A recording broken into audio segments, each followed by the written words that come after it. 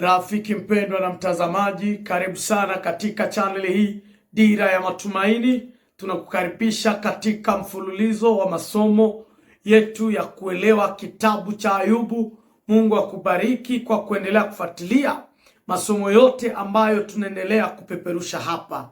Leo somo la 8 lina kichwa kinachosema siri ya uadilifu wa Ayubu, maisha ya haki mbele za Mungu.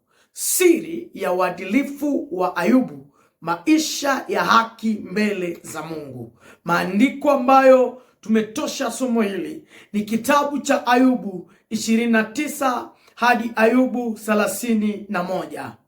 Mpendwa, tutaomba. Baba wetu na Mungu, asante kwa unatupenda. Mbariki yule mtazamaji na mtakase mfalme, uwe pamoja naye kwa hiyo shauku yake ya kufuatilia. Umueleweshe neno lako kila siku Mungu, kwa jina la Yesu Kristo, amen. Siri ya uadilifu wa Ayubu, maisha ya haki mbele za Mungu. Mpendwa, aya kubwa katika somo hili ni Ayubu 27, aya yake ni ya 5. Ayubu 27 aya 5 inasema, mpaka nitakapokufa sitaondoa uadilifu wangu kwangu. Mpaka nitakapokufa sitaondoa uadilifu wangu kwangu. Katika masomo ambayo yamepita, tumeona Ayubu akiteseka sana, na anapokuwa katika kipindi cha kuteseka, marafiki zake wanapotokea wanaanza kubishana pamoja na Ayubu, wakitafuta, wakiongea, kutafuta majibu kwa Mungu. Lakini sura ya 29 hadi 31, Ayubu anasimama kutoa ushuhuda na kutangaza kwamba maisha yake mbele za Mungu yanaonyesha uadilifu, na yeye mwenyewe anasema hawezi kuondoka katika uadilifu wake mbele za Bwana. Wapendwa, huyu anatetea uadilifu wake mbele za Mungu. Katika ulimwengu ambao tunaishi leo, watu wengi hujali sifa kuliko tabia. Watu wengi hujali sifa njema, hujali umaarufu, nami ni waweze kunijua. Hata tumeona hata katika makanisa, mtu anapenda yeye jina lake lijulikane vizuri kwa utoaji, sijui kwa misaada mikubwa, lakini anasahau kitu cha msingi ambacho leo Ayubu anatufundisha. Ijali tabia yako, ni kitu cha muhimu sana ambacho Ayubu anatufundisha. Kuhusu jambo hili kuna swali la msingi: ni siri gani iliyomfanya Ayubu adumu mwaminifu katikati ya mateso makali? Hiyo ndio kitu cha msingi sana. Kuna siri gani ambayo ilimfanya Ayubu kudumu katika uaminifu katika hali yake ya mateso makali? Wapendwa, jambo la kwanza katika uadilifu wa Ayubu ni kuelewa kwamba Ayubu anaanza uadilifu wake, siri yake ya kudumu inatokana na uhusiano wake uliokuwa vizuri mbele za Mungu. Uadilifu wa Ayubu unatokea kwa uhusiano na Mungu. Ayubu 29 ya 2 hadi ya 5. Ayubu anakumbuka siku ambazo Mungu alikuwa karibu naye. Hakusema kwanza mali zake, hakusema kwanza watoto wake, lakini anaonyesha kwamba uwepo wa Mungu ulikuwa vizuri ama unaonekana vizuri katika maisha yake.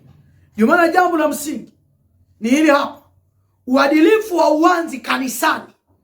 Uadilifu wa uanzi katika kanisani, katika vyumba vya maombi. Tabia nzuri haianze kanisani, bali tabia nzuri inaanza kwako binafsi pamoja na Mungu wako. Hakuna mtu anayeweza kuishi maisha matakatifu bila kutembea na Mungu. Wewe nije unakuwa mzuri kanisani, sijui unakuwa namna gani katika kanisa, lakini la msingi hili: Tabia yako ikoje pamoja na Mungu wewe binafsi? Jambo la pili mpendwa, uadilifu huonekana katika kutendea wengine mema. La kwanza, uadilifu unaanza katika uhusiano wako binafsi pamoja na Mungu, sio kanisani, sio katika kundi za watu, lakini uhusiano wako pamoja na Mungu. Jambo la pili, uadilifu huonekana katika kuwatendea wengine mema bila kusukumwa na sijui na nini, lakini unajikuta kwamba kwa sababu umemjua Mungu unatendea wengine mema, unasaidia wengine. Ndio maana Ayubu 29 aya 12 hadi 17, Ayubu aliwasaidia masikini, wajane, mayatima na waliodhulumiwa. Ayubu aliwasaidia. Hakutumia mamlaka yake kwa kujifurahisha ama kwa kuonyesha wengine kwamba yeye ana mamlaka na utajiri, lakini tabia yake mwenyewe ilimsukuma kulingana na uhusiano wake. Ile jambo la kwanza pamoja na Mungu ilimsukuma kuwasaidia wengine. Siri ya uadilifu wa Ayubu, uhusiano wake binafsi na Mungu. Siri ya uadilifu wa Ayubu, kusaidia wasiojiweza, wanaoteseka, mayatima, wajane na wanaodhulumiwa. Kanuni ya muhimu wapendwa, imani isiyojaa matendo, imani hiyo ni imani potofu. Imani yako inaonekana kwa matendo. Mungu hupima jinsi tunavyowatendea walio dhaifu. Unawatesa wafanyakazi wako, unawatesa wanaoteseka kuliko kuwasaidia, unawacheka. Tokeni katika tabia hiyo na hali ile mpendwa. Jambo lingine ni lipi? Uadilifu ni usafi wa moyo. Ayubu 31 aya kwanza, nimefanya agano na macho yangu nisimkosee Mungu. Uadilifu ni usafi wa ndani. Mara ngapi wewe moyo wako kila siku, hata katika ibada, sijui wapi, moyo wako unazidi kuweka kinyongo. Wewe umejiita Mkristo, lakini umefika kiwango cha kumaliza mwaka unapobeba kinyongo kwa mwenzako. Haumsalimu, haumwambie, haumwombee. Unaishije? Mbona unajiita Mkristo mpendwa? Uadilifu ni usafi wa moyo. Ayubu alijua kwamba dhambi haianje mkononi, dhambi inaanja moyoni. Ndio maana kabla hajatokeza mambo mengine, moyo wake ulikuwa tayari kumtumikia Mungu mpendwa. Ushindi dhidi ya dhambi inaendana na fikra. Fikra ndio kunatokea ushindi au kunatokea kushindwa dhidi ya dhambi. Uadilifu ni nini mpendwa? Siri ya Ayubu, uadilifu hauzuizwi faida ama hauzwi kwa faida ya dunia. Uadilifu haununuliwi. Uadilifu hauuzwi kwa faida ya dunia mpendwa.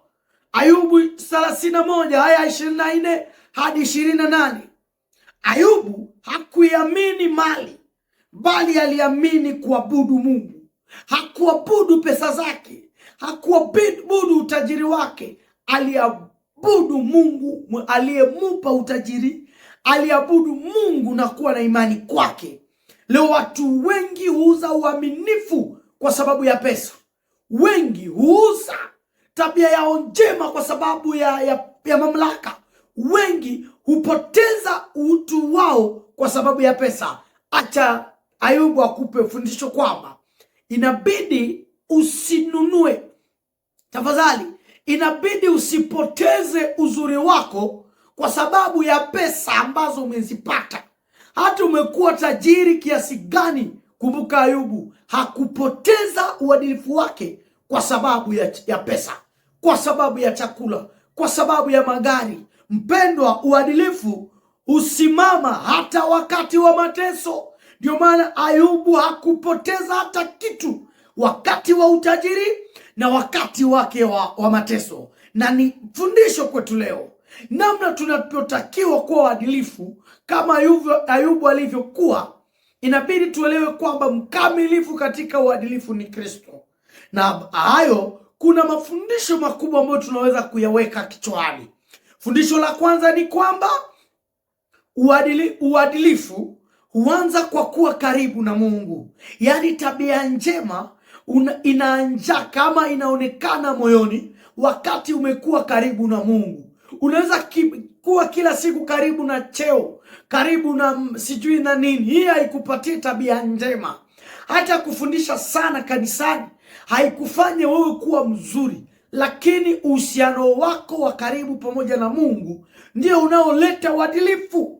Tabia ni muhimu kuliko sifa. Una sifa gani na tabia yako iko namna gani? Huruma ni sehemu ya utakatifu mpendwa. Moyo safi uzaa maisha safi.